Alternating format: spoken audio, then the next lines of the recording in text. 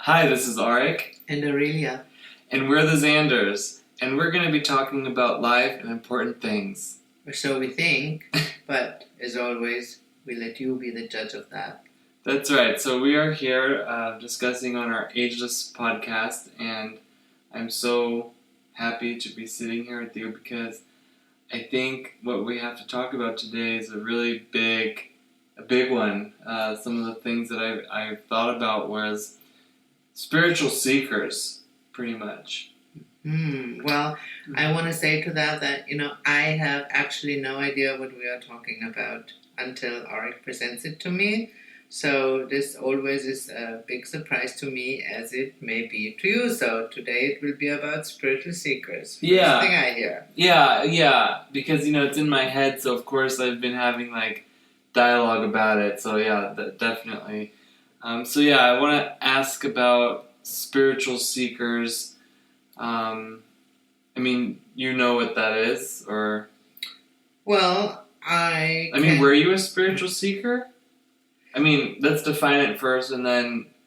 Well, I really don't think I ever was a spiritual seeker, I have to say, because I have one of my earliest memories. I was maybe 4 years old. I'm at home in my playroom, and I had a little altar, and on this altar, I had little stars that I got in kindergarten for being a good girl, and I had pictures of angels and pictures of Jesus, and all these things, and I was meditating. Mm-hmm. So for me, no, I don't think I was a spiritual seeker. Yeah. Were you? No, I was a spiritual survivor. That's a whole nother story. I had to kind of just figure out ways to survive, and I feel like more of the spiritual energy sought me out. Yeah. Mm-hmm. So spiritual seeker, the way I understand it, is, somebody who maybe knows that there is more.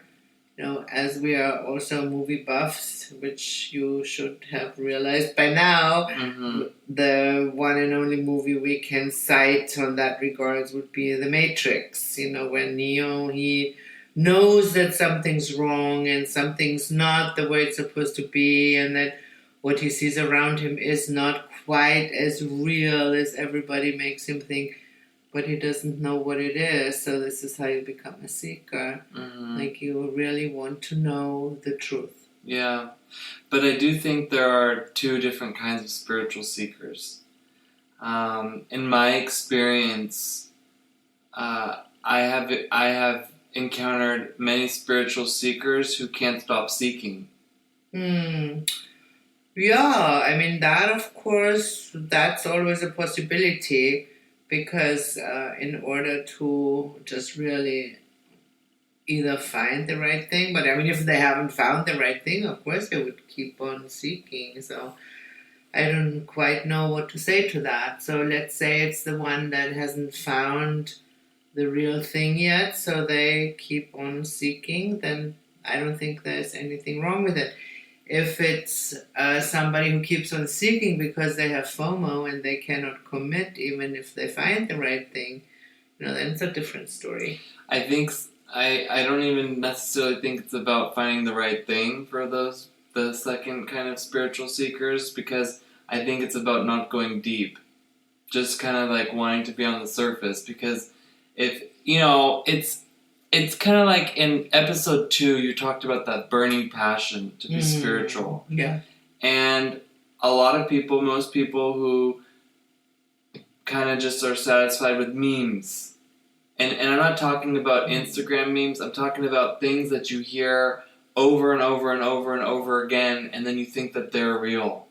Okay? Okay, so then I would, just even suggest that we find a different word for it, because these are not really spiritual seekers, because there's nothing spiritual about it. So forget what I said before about Neo and all of that, because that really is just a spiritual seeker who is honestly looking for truth, and not just somebody who may just be disgruntled with a personal situation and want to better that situation, which I have also met people who do that, who say, well, here I'm on a spiritual path. I thought, now I'm supposed to be happy all the time. Yeah, very interesting. So I have an idea. Okay. We can call the Neos of the world like spiritual aspirants.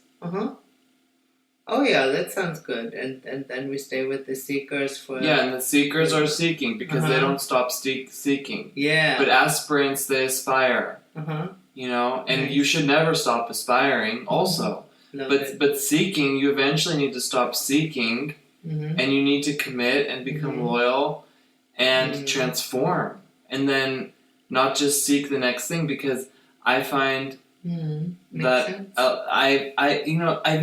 I've seen clients like that, where people have been referred to me, and I'm sure this has happened to you before when you were in practice, that they'll be like, I'm sending you to so-and-so, and they're a total seeker. And then I'm just kind of like, okay, great, because I also thought it was like a spiritual aspirant, as we now have defined. But as soon as you hit something on the head, or really expose something at the root, they're out of there. That's correct, yes. I had plenty of people that think that.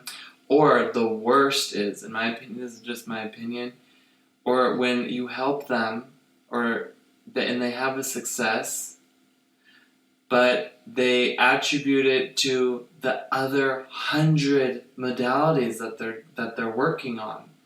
And what I find so sad about that, and I'm not saying that I need the acknowledgement or the praise or need them to acknowledge where to. What I think is the most important thing is that they know what worked for them. But spiritual seekers, when something works for them, they don't know where to attribute it to. Yeah, to themselves. That's my experience. Yes. They attribute it to themselves. That's right. That is so true. I can't even tell you how many posts I have read where it's about my healing journey and my soul path and my experiences and how I attracted this healer and this teacher, and I did this and I did that. I mean, that is so true what you're saying. They're basically just using people. Yeah. It's so intense. It's sad. It makes them look good too, and especially if let's say they chose a modality that is the flavor of the month, then they look really good. Like cacao rituals. Something like that. Please don't. But yes. Okay, so, but then, I mean, of course it is the I that is doing it. But then, what is it really? You don't want to attribute it to the psychologist or the therapist. You also don't want to make them okay, they helped me heal. So but it's not the ego that's doing it. So what is that then? How what's the humble way? What's the actual way of explaining that? You do not have to explain it humbly or otherwise. It's really where the head hits the nail or meets the nail, or you'd say that.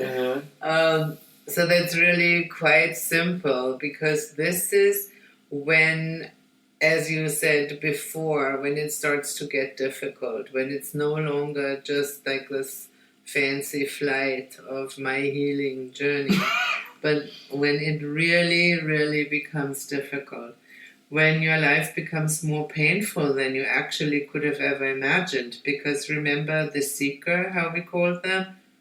They are in it for short-term happiness. They have an emotional problem right now, or they feel they have money problems, or they want a better relationship. Anything that they want right now. And so that, okay, well, I've heard, if I'm on a spiritual path, then I'll be guided, and then everything is going to be great. I'm going to intend a magnificent life. And yes, this is true, but it is very, very different from how the seeker understands that, because maybe I should use it in that way where, this Zen saying is, okay, before you're on the path, mountains are mountains and trees are trees. When you enter the path, mountains are no longer mountains and trees are no longer trees. But then when you're at the end of the path, mountains are mountains again and trees are trees again. And that pretty much describes it. You truly enter on a spiritual path, the whole world is going to go upside down. And then there is nothing that incites you to go around blasting, hey, it's my healing journey that I'm doing. It's like, no, I am on this journey, and I have people A, B, C, D lending me a helping hand or being a signpost or whatever you want to call that. Beautiful. I feel like we have to also kind of just offer some advice to people who are therapists and healers. Like,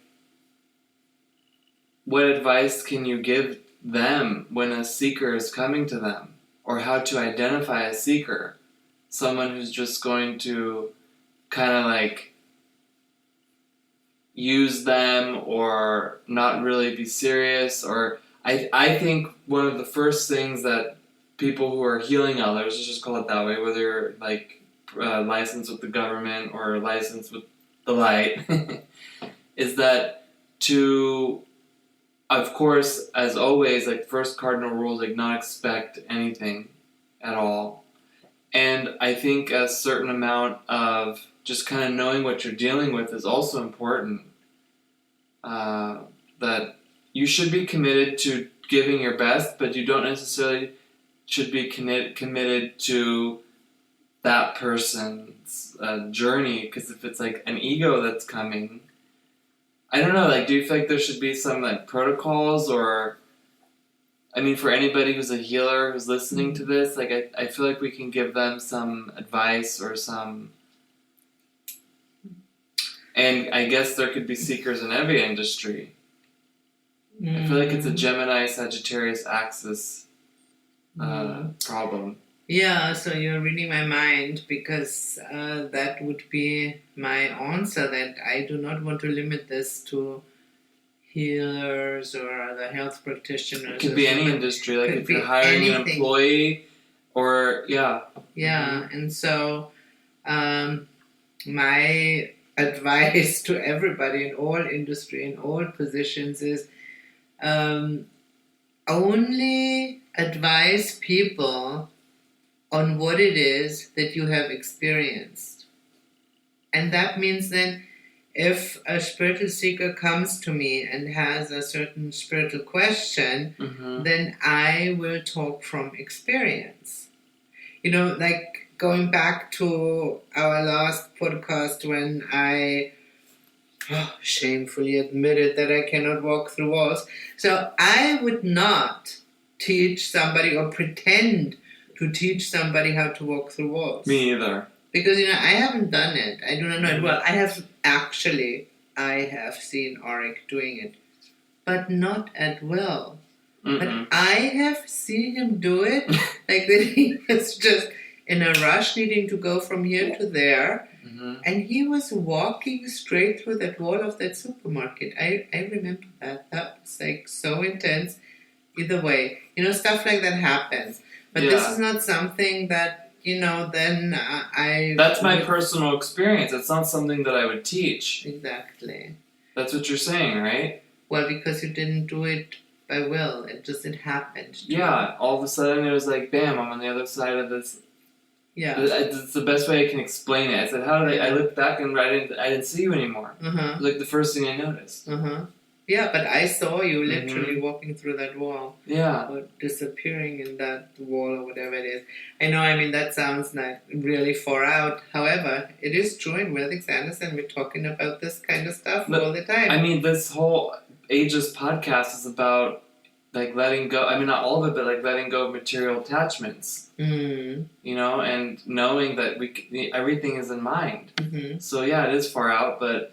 Yeah, and going back to the advice that we would have, if any of, the practitioners or professionals would ask, is like, no, don't give advice on things that you have not experienced yourself, like that you have not mastered. Let's put it that way.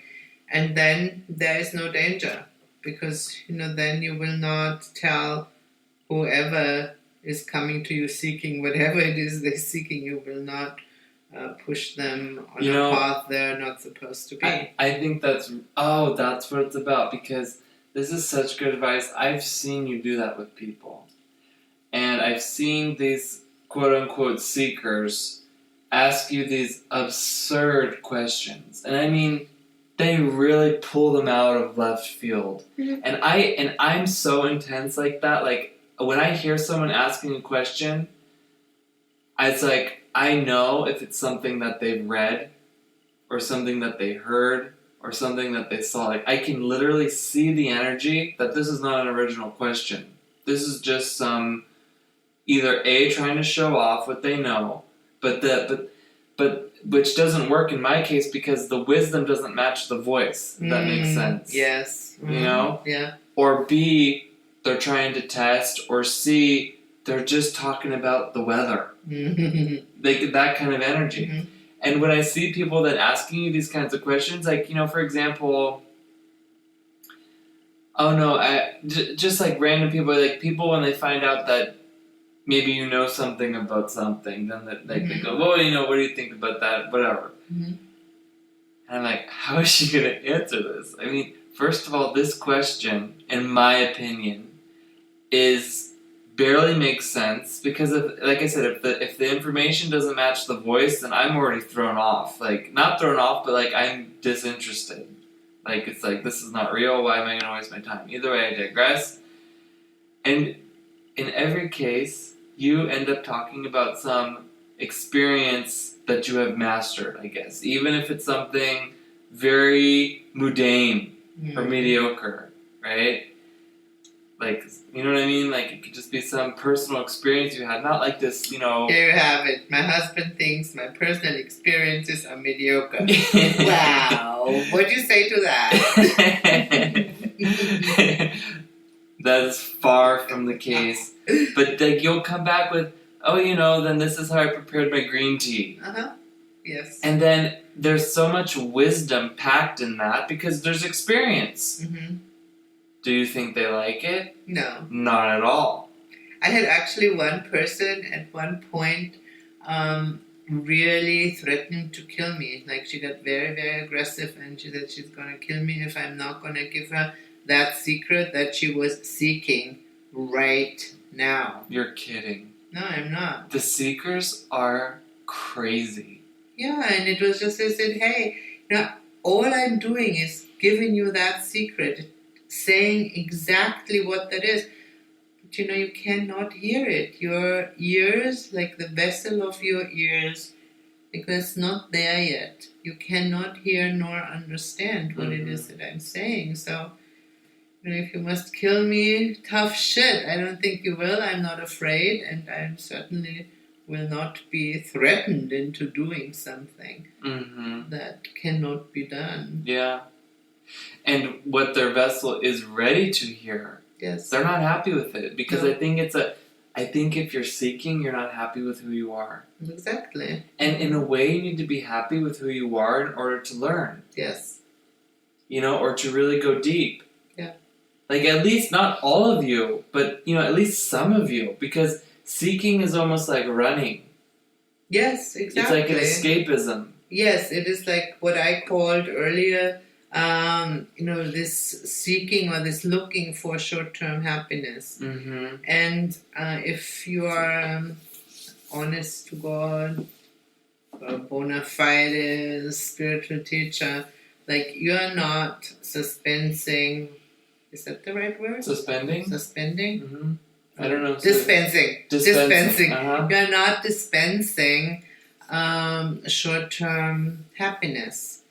You have the bigger picture, and you want your student or the person in front of you, to open their mind to have that bigger picture too. And this is then long-term happiness, like real indestructible happiness that is no longer bound to the cycle of frustration and elation. That's beautiful, and let's get more into that bigger picture right after this break. This podcast is brought to you by Aurelia Essential Oil Synergies. 100% pure, therapeutic grade essential oil synergies since 1991, providing wellness for you and everyone around you. Okay, so we are back here talking about seekers and aspirants, and we've been joined by fur baby Saya. So she's right here with us. And yeah, fascinating. Really fascinating. Also, like with this concept of escapism and how this kind of gives birth to the New Agers. Yeah. Because I feel like a lot of people, I mean, thankfully not that many, but enough, they just, they want to be entertained. It's not really about transformation and going deep and getting in touch with themselves, but just like finding the next thing. And then, like I said, the most tragic thing is when they do make a breakthrough and they achieve a goal, they don't give gratitude or thanks because they don't know where it came from. Because if they have like many apples in many baskets, or however you call it, they don't know where to give thanks, because it could just be everything that helped contribute to it. And I feel like the worst thing that happens is that it robs the seeker of any chance of experiencing the most spiritual quality in the whole entire world, gratitude. Well, I would like to put in a little bit disclaimer, because yes, chances are that everything did contribute to the breakthrough. And yes, that they probably cannot point their finger onto this one thing, and I don't know that there is necessarily anything wrong with that at that level that we're talking about. Okay.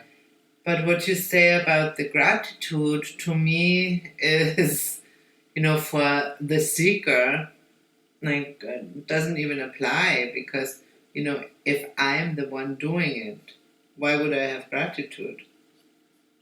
You think I'm grateful to myself? Do you think, like, I've ever had a moment of being, oh my God, I'm so grateful to myself that this happened? I really don't think so. Can you have honest gratitude to yourself? No, that's what I'm saying. I really don't think so. I mean, you can live in a state of gratitude, but I don't know, at some point, this is the whole truth about the spiritual path, is that you forget about yourself.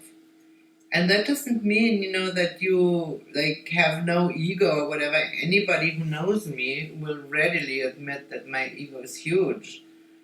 I mean, I am a 15-degree Leo rising, after all, So I have a really big ego, which means I have a big vessel, for desire, which we all need.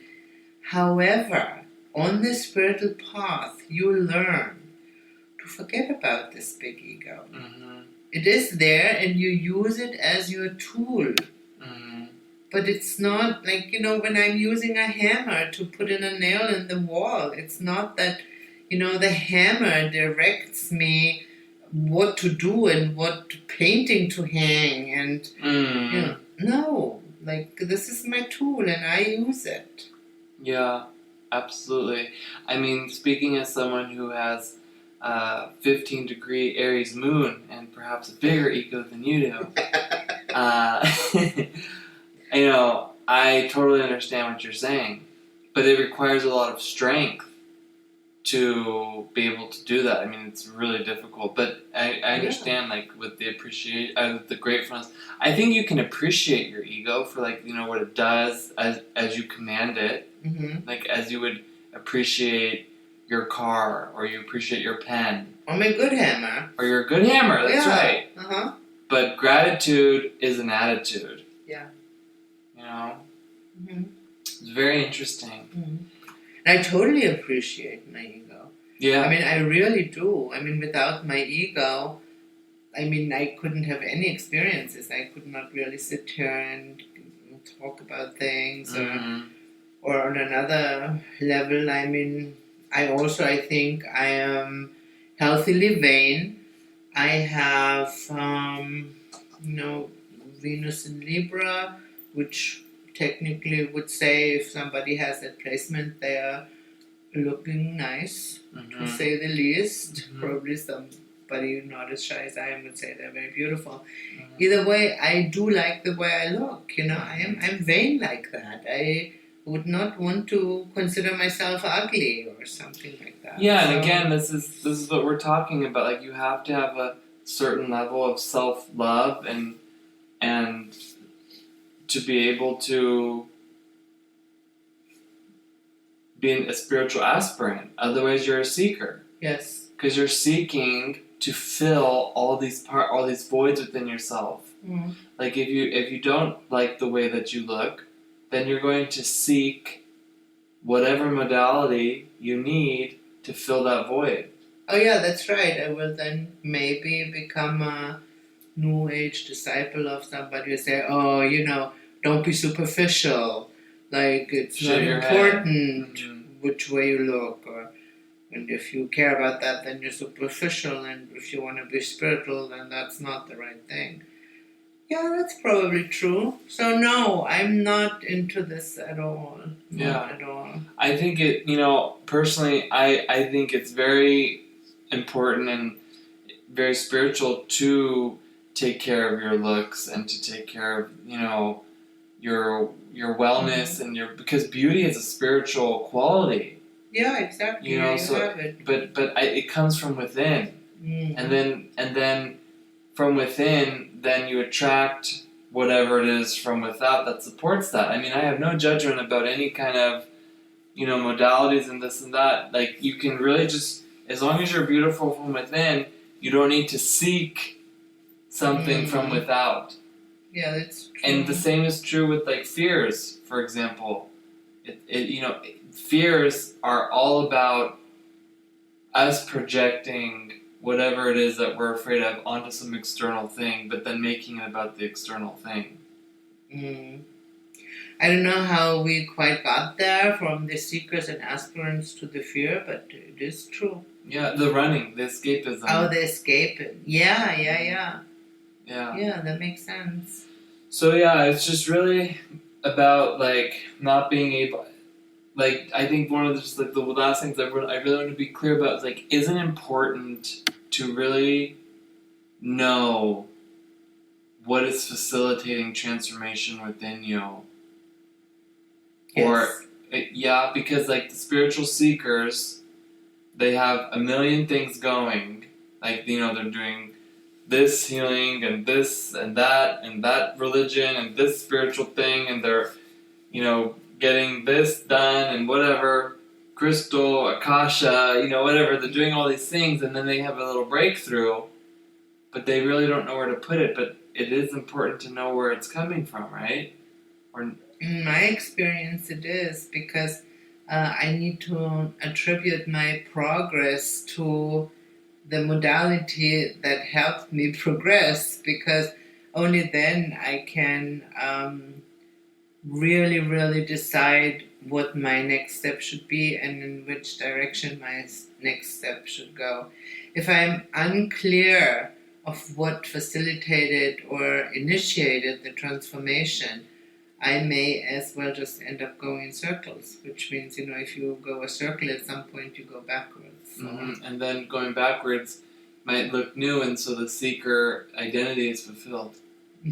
Yes, sadly, that's true. So I guess the solution is really just to commit and be loyal.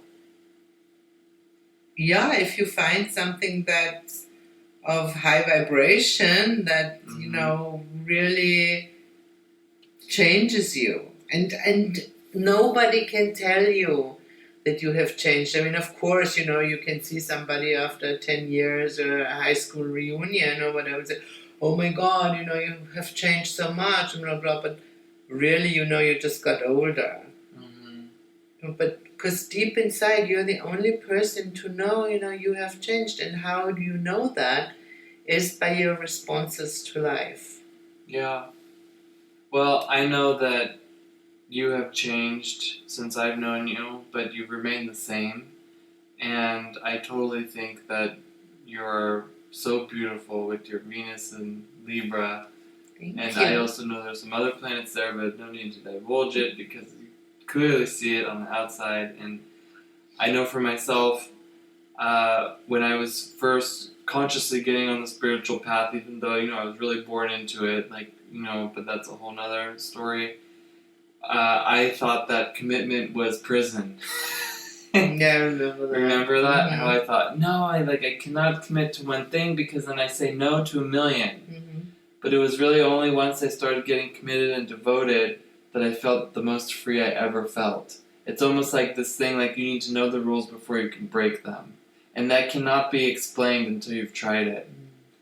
So, I can just share that with our listeners that this is one of these paradoxes, and it applies to everything, all areas, all 12 houses, business, family, relationship, identity, money, everything. When you really commit and invest, it gives you freedom, it gives you power. And then the only thing, and I think this would be a really good, next future podcast, is then it gives you that endurance, but you also don't want to make it the golden calf. Because as you're changing, you always need to make sure with devotion that you're not making it like an idol. Something that works for you, because it's not about the thing really, it's about your vessel that you can receive from it. Yeah, that's right. Or how the Tibetan Buddhists, I think it is, say that you need a boat that carries you across the ocean of samsara, but then once you're at the other side, you have to be willing to let the boat go and not schlep it across the island forever. Yeah, and ever. Beautiful, yeah, because then maybe you need a Jeep. Yeah, exactly. So anyhow, this has been very illuminating and very suspenseful, I think. And looking forward to going into, the things, different topics that are to come from this. So this has been Arik and Aurelia. And we are the Xanders, and you've just listened to an episode of Ageless. Bye! See you next time! Listen to Ageless and subscribe on Apple, Google, Spotify, or YouTube, discussing human life in all its complexities in a simplistic way.